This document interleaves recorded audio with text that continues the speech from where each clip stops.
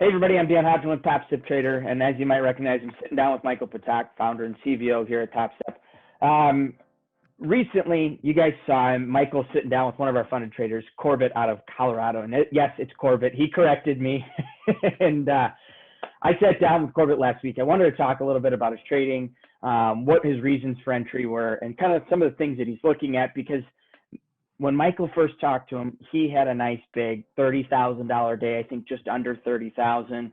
If you've been paying attention, he's already withdrawn $30,000 this month, had another huge day, just over $40,000. Michael, how insane is that?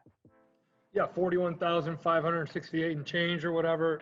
I know my biggest day ever was 32 grand, and that was many years into my trading. So is it lucky? Is it good? Doesn't matter. It's putting up big days. And I'd say in the game of horse, if you can do it once and you do it again, that's good. You put up like the first one was 28 or 30, whatever that was, and then a week later, a week and a half later, put up a $41,000 day, and that was like kind of banging out 5 lots, not even a max position on that one. So, man, that is some great trading. I looked at his trade reports yesterday or the day before. Max or worst losing day, 3,700. Biggest day is 41,000. I think it's a pretty good risk to reward, and I give hats off to anybody that can hold on to winners that long, because it's so easy to take winners and it's so easy to hold on to losers. Without a doubt. And not only you point out his daily risk to reward, Corbett and I were talking about it. We looked at his just within each trade, and his average trade versus his average winner versus average loser. His average winners are 3 times the size of his average losers in a trade. And that's overall, and that's not just counting those 2 winning days. So he's been at this for quite some time. So I think as you grow these accounts, first off, at Topstep, you can work with the risk manager. You can open things up. You're allowed to talk with that risk manager. So if you're in the funded account and that's something you want to do, by all means, reach out to us. We're happy to have those conversations. And we can tighten you up, and then if you hit your loss limit, it's no violation. So these are things that we will work with you on. Again, we're excited about any trader, anybody that has literally the brass to be able to hold on and put up big days. We're going to work with them, and that's what we're about. So hats off to that style of trade. Without it, I mean, it takes serious, you know. I would have covered it like 7 grand up. 10 grand, I would have too, to sit in a trade. And I think the greatest thing is you mentioned he was trading 5 lots. And so Corbett and I kind of dive into it a little bit more. And what I like about my conversation with him is I got to learn a little bit. And he's been at this for a long time. He's been with Topstep for almost 8 years now. And he makes a comment to me about how, he doesn't look at a lot and it doesn't seem that educational. And I said, well, you've been at this for 8 years. Like, gut is an indicator at times. Something that you see it over and over, you start to recognize it. And so just to break down that $41,000 day, the market opened up at 5 p.m. Central Time. It started to create a level that Corbett had been looking at for a little while. The market established his spot. I mean, it didn't happen the second it opened up. Once it started to show that support level was holding, he was able to get into that market, and he kept his risk pretty tight, and he ran it up really nicely. So I'm excited to be able to share my conversation with him. Well, cool. I'm excited for it. Let's kick it over to my conversation with Corbett. Hey, everybody. I'm Dan Hodgman with Topstep, and again, we're sitting down with Corbett here.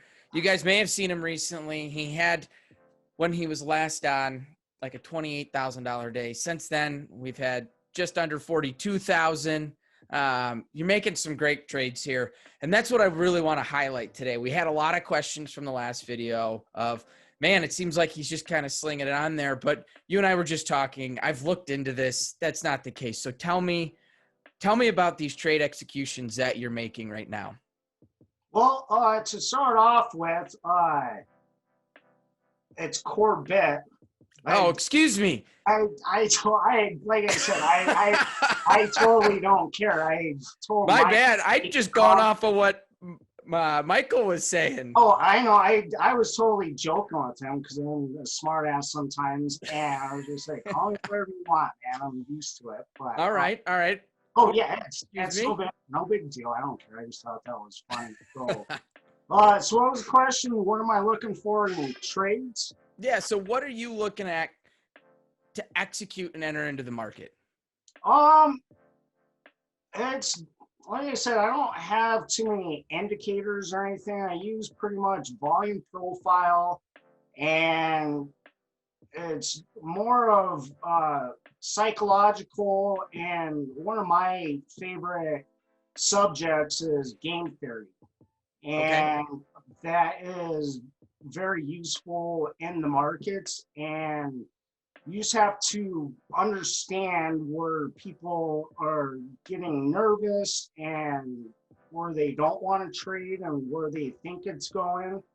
And so, anyways, besides that, and then also getting in at a decent level and just waiting for the market to reverse, that's kind of, like I said, I like to go for the whole opposite side, and rather than just trading for 1 point, 2 points, or something like that, it's just I like to go from top to bottom and pick my spots. And I mean, it takes some losers sometimes, and it takes a couple of times to get in, but if you have the ability to have the patience to wait it out, and it's well worth it. So. Yeah, absolutely. I mean, it looks like a lot of entries are coming in the overnight session. Why is it overnight that you're focused on? What is it about the overnight session you like? I like to overnight just for the fact, I mean, not overnight trading, but I mean, specifically when the market opens. I mean, obviously at the end of the day, you have a sentiment, and you kind of have seen what has happened all day, and it kind of presets everything for the next day. And if you can find a good spot, you'll be in a great position for the rest of the day tomorrow. And like I said, I look at longer term charts, but dailies and stuff like that, they say a lot. The closing prices and stuff like that. And if you can get in at a decent price and figure out what's going to happen the next day. So nothing too crazy. It's Right. See, what I like about that is, I'll tell you a little background, a little story. When I was first really focused on computer trading and using charts and sitting behind the screens, I got overwhelmed. I started putting every indicator you can imagine, just like anyone, up on my charts. And I had a mentor. His name was John, not John Hoagland, different guy, John. And been in it for a really long time, back to when he had to draw his own charts. And he looked at me one day and I go, John, can you give me a hand? I'm having just a rough go. And he goes, you have to simplify everything. You've got too much crap on your charts. And we brought it down to a line chart. And he goes, that's what you're going to start looking at from now. I go, what am I going to learn from a line chart? He goes, you're going to be surprised. And since then, I think the most I have on a chart is like a little bit of volume profile, some VWAP, and maybe some moving averages. I think you're spot on talking about that, simplifying what you're looking at. Because like I was telling you before we clicked record here, I've looked at what your trades are. I've looked at what you're doing. Your risk management is spot on. I mean, your average winning trade is more than 3 times your average losing trade. So that's a massive highlight for people to recognize, is you're managing that risk really well. Your entries are actually really nice. You're finding where that market stabilizes and looking for the move from there, which is spectacular. What are I know you trade a few different markets. What lately have you been looking at, specifically which markets? well, anyways, go back with, I just want to say that you're spot on too. A lot of people try and overcomplicate stuff, and the simpler I make it and less stressful is, I get way better trades. So. I think we're both on the same page there. But as far as markets, like I said, I'm most knowledgeable about the S&P. Like I can rip 5, 10 points out of their day if I wanted to. But I like markets that provide opportunity. And like I said, I've been jumping into some silver. And like I said, I like volatility. And it's a double-edged sword. It can kick your ass, or it can make your month. I mean, I think that I was up like 25 on a silver trade, and I was going for a lot higher, and it went down to zero like within 10 minutes. And And silver's been an interesting market. I mean, oh yeah, today was an interesting one. oh This yeah, week was its worst week in 9 years. oh yeah. Silver. Oh yeah, it was down 7% the other day. And like I said, I wouldn't recommend trading it for, for most people, but if you have nothing else better to do. But as far as markets, I just look for things with opportunities, and it's good to know each product that you're trading or whatnot. I mean, that definitely helps out because every market moves different. I mean, each one of them has a different tempo, but also at the end of the day, every market's an auction market, and it is what it is, and there's supply and demand, and Our job's to take advantage of it, right? yeah, well, yeah, exactly. I mean, yeah, like I said, so I mean, it's like I said, I like to keep it simple, and I've had every moving average. I've bought every course online, and quite honestly, my best trading is just making my own judgment and base, basic common sense. And I like that one. Simple like common sense. it's hard to explain. I mean, I know it's probably not educational, but at the same time, it's you live and you learn. I mean, like I said, I don't know how much money I've paid to the markets to get where I'm at today, but it's you pay for information. Well, I want to highlight what you're just saying there. It's not educational, but it is. And you've been with Topstep for what, 8 years now. You've been here since we basically started. One of the best indicators out there, I call it the gut indicator. It's how much time we have spent watching these markets. I mean, exactly. the screen time is the biggest benefit to what we do. The more time we spend in front of the screens, the more that gut indicator becomes something that we can utilize. Yeah. I think that's where I find a lot of what I do is the gut says, look, I like what I'm seeing here. I can verbalize it when I start to look at what I'm seeing, but if instantly that gut calls it out, for some reason it's calling it, because you've seen that before. You've sat there and you've watched these markets for years and you understand it. Oh yeah, I mean, and that's just bringing me back to like honestly, I held on to, I think that day that you were talking about when I made 41, that was only a 5 lot on the ES. I think I caught like a 60-point move or something. But anyways, like I said, I was just like, oh, I'm done for the day. And the talk said he had a 33 day ones, and so I was at 32, and I was just like, oh, I got to beat him. And then also I liked what was going on towards the end of the day, and I've been there too many times trying to get on the trend or whatever towards the end of the day and seeing it rip against everybody else. And so I threw on decent size and made another 10 in about I don't know, 10 minutes or something. So it's kind of nice getting paid 10 grand for 10 minutes of work. Oh, I mean, yeah, but also I've lost that much too on 10 minutes. Oh yeah, absolutely. All right, so making up, but Well, I have a couple last questions for you. All right. First off, I think you've pulled close to 30 grand in withdrawals so far. How much Chipotle and Coors Light have you bought? Everyone wants to know.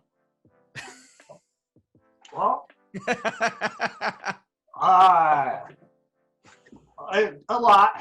All right, good. But yeah, not 30 grand worth. Nice. All right. So my last question for you.